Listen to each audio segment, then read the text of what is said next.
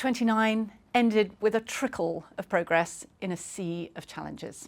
Having attended the 3 previous COPs, the official UN climate change conferences, in person, I experienced COP29 virtually this year. Even from afar, it was clear this conference was incredibly challenging, culminating in many sleep-deprived negotiators hammering out the final deal in a closing plenary session at 4 a.m. Baku time on the Sunday. A gruelling 2 weeks for all involved. Touted as the finance COP, COP29 was marked by high expectations for developed nations to put money on the table for vulnerable states, a new collective quantified goal, NCQG. The term collective highlights the shared responsibility of developed nations, while quantified underscores the need for a concrete financial target. Developing nations bearing the brunt of climate catastrophes were demanding sums over the $1 trillion mark. The final agreed figure, $300 billion, was vigorously negotiated right up to the last few hours, but fell far short of expectations. This pledge follows the unfulfilled $100 billion annual commitment from 2009 and does not account for inflation or the mounting increased needs of vulnerable nations.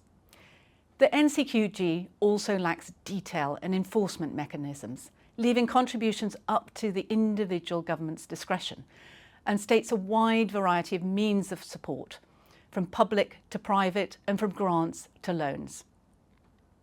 Many Global South representatives were vocal in their disappointment, with India calling it a paltry sum, Nigeria a joke, and Malawi not ambitious.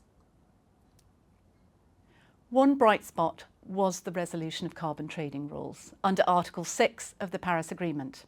After nearly a decade of negotiation, the framework for both country-to-country trading and an international carbon market is now largely complete.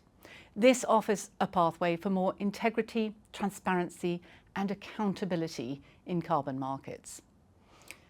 Despite this progress, several key issues remained at a stalemate, such as the Just Transition Work Programme and the follow-up to COP28's global stocktake. Both were deferred under Rule 16, which applies when countries cannot agree. Frustration mounted over weak decisions and attempts by some parties to weaken those commitments to the COP28 language of transitioning away from fossil fuels. The scientists' call is more urgent than ever.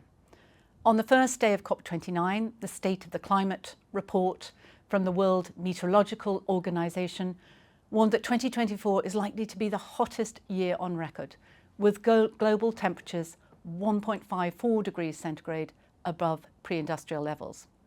The report also highlighted growing evidence of more runaway climatic impacts, such as some evidence that melting ice sheets may be slowing critical ocean currents, a development with potentially catastrophic consequences.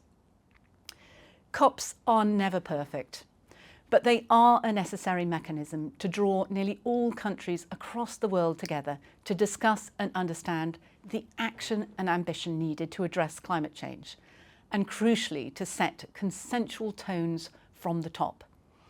COP29's agreement, while insufficient, provides a foundation for future work.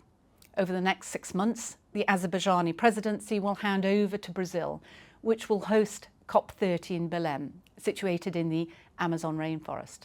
The Baku to Belém roadmap sets an aspirational $1.3 trillion goal, but it needs significant follow-up to mobilise financial support, strengthen multilateral development banks, and explore innovative financing. For Greenbank, climate change is an integral part of the macroeconomic landscape, shaping the business world in profound ways. We carefully account for climate risks such as the impact of stranded assets on valuations, while also identifying the enormous opportunities for businesses driving sustainability transitions. We believe companies that operate with a focus on a more equitable society and a healthier planet are well positioned to lead in this evolving landscape.